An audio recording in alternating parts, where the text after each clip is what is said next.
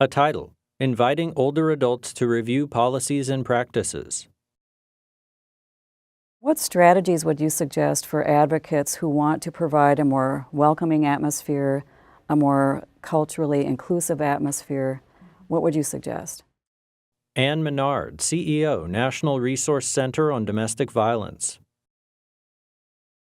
I'm a big fan of talking to survivors themselves, particularly survivors that are familiar with our programs. Survivors who have reached out and received some, access some of our services, to invite them back as key informants, to really tap into what they know about survivors, their own experiences, and then survivors like them, what they know about our program, and use that knowledge to help us figure out where we can do better in creating an accessible, welcoming, responsive environment, one that addresses the cultural dimensions of people's experience, one that empowers and responds to trauma in effective ways. Reaching out through key informant interviews, focus groups with survivors, and genuinely inquiring how we can do this better, listening to what we hear, and pay attention to being as responsive as we can be within the limitations of resources, which is just a reality with most programs. So that's where I would start.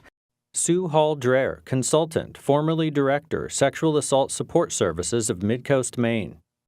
Well, I think it's always important to have a representation of your community, and that includes all ages, and particularly older adults. How you go about doing that is get out of the office. Frequently we think about we'll hold a focus group, we'll hold this meeting, and we expect people to come to us. So it means going to where older adults are, whether that be brown bag lunches that are going on at the community library, going to the senior citizen driving program. I'm not talking about setting up tables and brochures. I'm talking about going and just saying, hi, this is who I am. We're interested in talking to a group of people about our programming. You're the expert. Would you be willing to give us feedback? Set up maybe an event that has refreshments. Foods are always good. Door prizes are really great.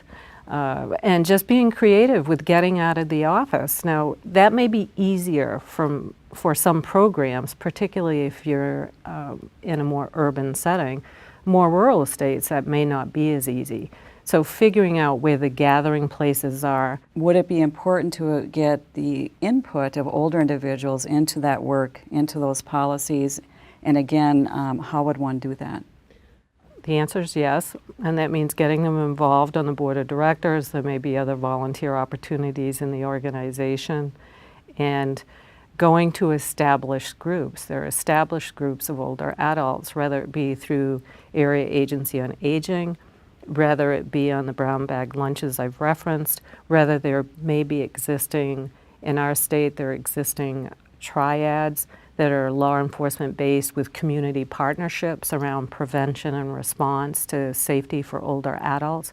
Finding out what already exists and then become part of it to network and make that face-to-face connection, and then make those invitations and requests. We need your help. Everybody, and especially older adults who have such a rich history, have so much to give us and want to be accepted and respected as most and all people do. Let's tap into their wealth. Age doesn't decrease the wealth.